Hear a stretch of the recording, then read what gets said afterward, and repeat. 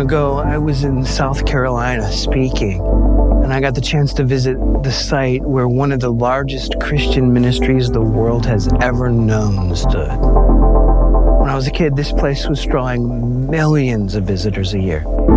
Thousands of acres of beauty, and a world-class broadcast studio in the middle of it sent messages of hope all around the world, every single day. But it's all gone now. Only a few buildings remain, being slowly reclaimed by nature or repurposed for other use. As we walked around, I found myself feeling terribly sad. The places that were once so contagious and full of life were now just a shell of what used to be. It made me think of places in Israel like Capernaum and Bethsaida, towns and villages that Jesus slept in and ate in and breathed in. Places that were once filled with life, but are now ruins, reminders, remnants of a thing that once was. The whole thing was so discouraging. It was like if Jesus couldn't get the message across, and these places are now all gone, who am I to think I'm gonna have any better chance with anything I ever do? You know what I mean? It's like if Jesus isn't compelling enough to keep his hometown alive, then exactly who do I think I am to do any better? But the more I thought about it, the more I realized that the Jesus message isn't about places. It's about the hearts of people. And I started thinking about my own heart. What are the places inside me that have become just a shell of what could have been? Has Jesus been able to reclaim all of the dead places that are most painful in my own story? Do I even really believe he can raise the dead? It just gets confusing. I mean, when you think about Jesus, what do you see? He's so many things to so many people, and so much time has passed since he walked the earth to reimagine him. He's a revolutionary, self-proclaimed Jewish rabbi. He's a peasant woodworker. He's the illegitimate child of a teenager. He's the son of the living God. He's a miracle worker. He's the Messiah. He's an icon.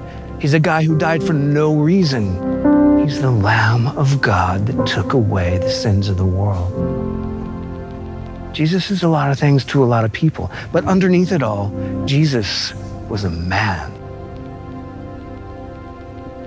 As Christians, we believe he's fully God and fully man, which can be a tough concept.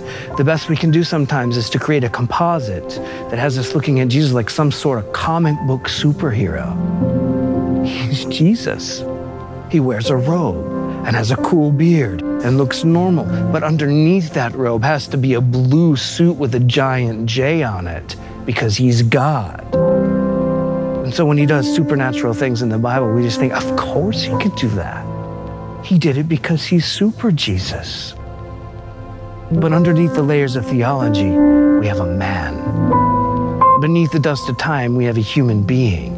Although God, he came into the world as a helpless baby, crying in the night, born to an unwed mother who lived a life of need and actually breathed oxygen into his lungs. He was a real man.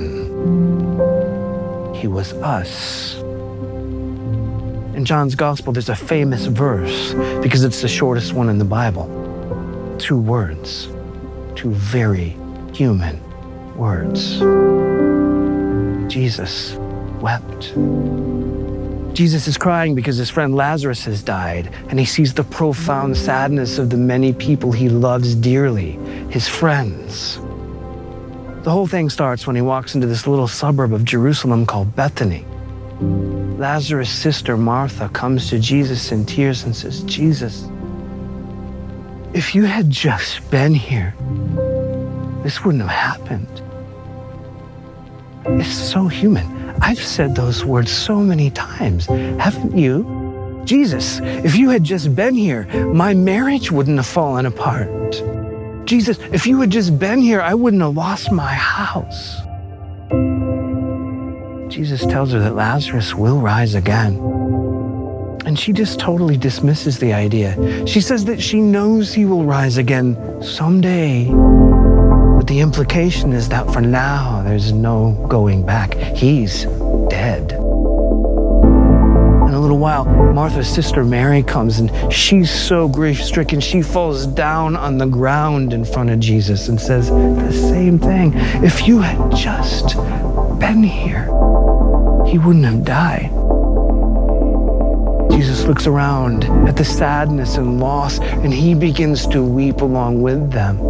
He's weeping for their loss, but maybe his weeping goes deeper because the scriptures say he was angry and troubled and moved in his spirit. He asks to immediately be taken to the tomb, and then he does something unthinkable. Open it up, he tells them. They turn to each other in astonishment and question what he's asking them to do. Roll away the stone, he says. Jesus, they say. He's been in there 4 days now. He's dead. He stinks. Jesus says, didn't I tell you that if you would just believe me, you would see the glory of God in this situation? So a couple of the guys cover their faces and open the tomb, expecting the fresh, wet, pungent aroma of human decay to come flooding from the cave. And then Jesus raised his voice and spoke to the dead, Lazarus, come out. And he did. Somehow that decaying body received life. Somehow that carcass, that shell of the person who used to be known as Lazarus, became Lazarus again and walked out of the tomb. I think about this story, and then I think about the places like the one in South Carolina that were once alive but are now ruins of a former time. I think about this story, and I think about the places that have become ruins in my own heart. And I wonder, what has died in you? What has died because you were abused or because you were betrayed? What has died because life has simply beat the person you once were to death? Jesus wept because of the sadness of his friends, but he was also troubled and moved. He was also angry. He wept because it didn't have to be this way. They didn't have to have this grief if they would just believe him. If Jesus were standing here right now, and he looked you in the face and said, open it up, what would your response be? Would you say, Jesus, my heart is in ruins. I'm a shell of who I hope to be. I can't do that. I can't go there. It's dead. It stinks. I can't go in there. I can't let you into the tomb of my heart. It's black. It's decaying. I don't want you to see those kinds of places in me. Maybe Jesus, who is fully God, but fully man, understands you and what's going on more than we give him credit for. Maybe Jesus weeps for what could be if we just believe. Maybe he's standing at the tomb of your heart right now saying, roll away the stone. Maybe he's saying, Susie, come out. Corey, come out. Jenny, come out. Mark, come out. Maybe he's calling you out right now. Jesus is who he says he is. Maybe there is life in the places you thought were dead. Places that were once filled with life but are now ruins. Reminders of a thing that once was. But maybe he really does redeem everything he touches. Maybe if we just believe him, we'll see something miraculous